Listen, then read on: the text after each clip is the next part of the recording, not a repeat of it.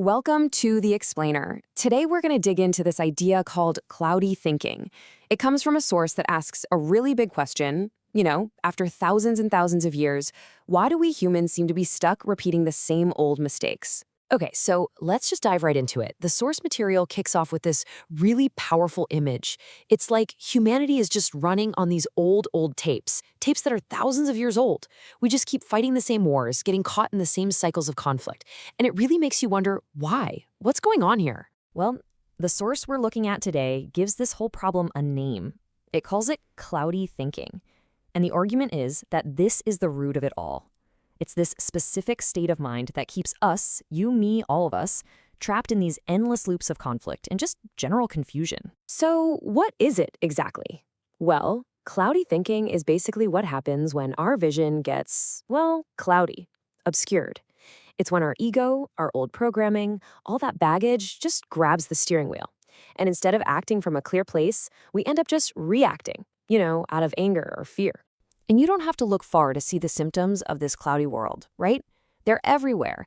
The source points to the obvious stuff, like wars that just drag on, but also the deep political divisions we see, and even just the way people talk to each other online, where it's all about flaming each other instead of actually having a conversation.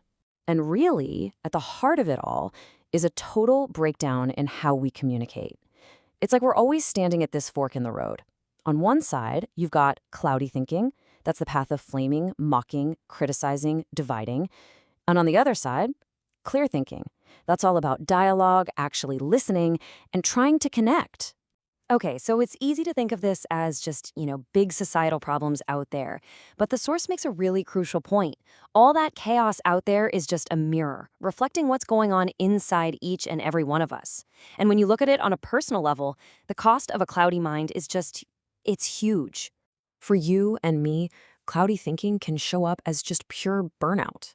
The text tells the story about a software engineer, right? He's grinding it out, working these insane 50-hour weeks. And what happens? His mind gets so tired, so foggy, that he starts making really basic errors. His body is just constantly flooded with stress and frustration. And this leads to this incredibly powerful quote in the source material. It's almost like a law of nature that we always try to ignore. If you don't take time for your wellness, you will be forced to take time for your illness. Wow. I mean, you just can't keep pushing and sacrificing your well-being without your body and mind eventually sending you the bill.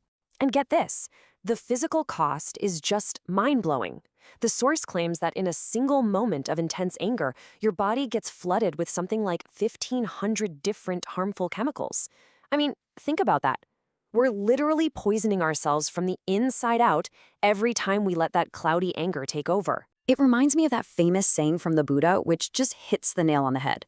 Holding on to anger is like drinking poison and expecting the other person to die. We think we're hurting someone else, but really, when we're in that cloudy, angry state, we're the ones drinking the poison. Okay, so if the problem is this poison of a cloudy mind, then what's the antidote? This is where things get really interesting. The source suggests we need to reconnect with something it calls the quantum field. Now, don't get too hung up on the term. It's basically its way of describing our true nature, that deep down, clear-minded self. There's this amazing quote from the poet Rumi that just captures this perfectly. He said, "How strange is it for a fish to get thirsty when water is all around?" And that's the whole idea, right? This clarity, this inner peace, it's all around us. It is us. But most of the time, we're like that thirsty fish, totally unaware of the water we're swimming in. And the source says that when we start to operate from this clear space, something incredible starts to happen. We start to experience what Carl Jung called synchronicity. You know what I'm talking about? It's when these meaningful, perfectly timed coincidences start popping up, guiding you. It often starts with just a gut feeling, an intuition that comes out of the blue. And there's this fantastic story in the text that shows exactly how this works. So there's this woman, Carmen's sister, and she gets this sudden, totally random feeling that she should apply for a job at Shell Oil. She just does it. A month goes by, and bam, she gets laid off from her current job, completely out of the blue. But then, the very next week, who calls? Shell. She gets an interview, and she lands the job. It's just this perfect, almost magical sequence of events, all kicked off by that one little gut feeling. Okay, so synchronicity, quantum fields. This all sounds amazing, right? But the big question is, how do we actually do it? How do we tap into that state of clarity? Well, thankfully, the source gives us a pretty practical toolkit. It's all about what it calls inner work. And step 1, the foundation of all of it, is making a choice. Are you going to operate from ego or from humility? It's about consciously shifting away from that default mode of taunting, mocking, blaming. You see it in sports, you see it in politics, it's everywhere. And instead choosing respect, choosing unity, and most importantly, choosing to take responsibility for your own mind. The Source uses this really great metaphor, tending your inner garden. And it makes so much sense, right? If you want a beautiful garden, you can't just throw seeds on rocky, weed-filled ground. You have to do the work. First, you got to remove the big boulders. That's like healing old traumas. Then, you have to pull the weeds every day. That's managing those negative, reactive thoughts. And only then can you plant and water the good stuff, like kindness and patience. So, what does that daily work look like? Well, the toolkit has a few key practices. And what's really interesting is how important the basics are. Look at this. Silence and proper sleep are huge chunks of the pie.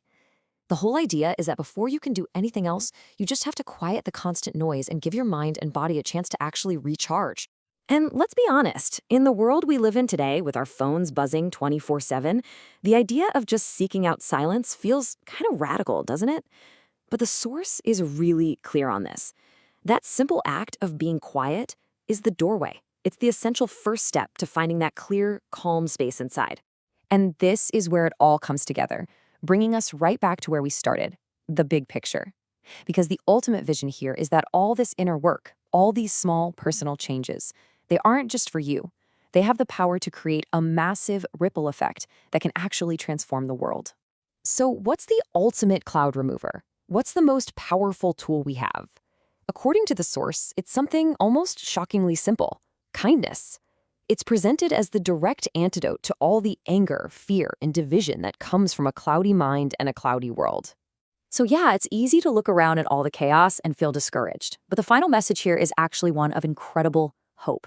It's this idea that maybe, just maybe, the sun is rising, that a new dawn is possible for all of us as more and more people wake up and start doing this work. So there you have it. That's our look at the core ideas behind cloudy thinking. And if there's one big takeaway, it's this: real change doesn't start out there with them. It starts right here with us. So that leaves us with one last question, a question just for you. What's one small cloud that you could clear from your own sky today?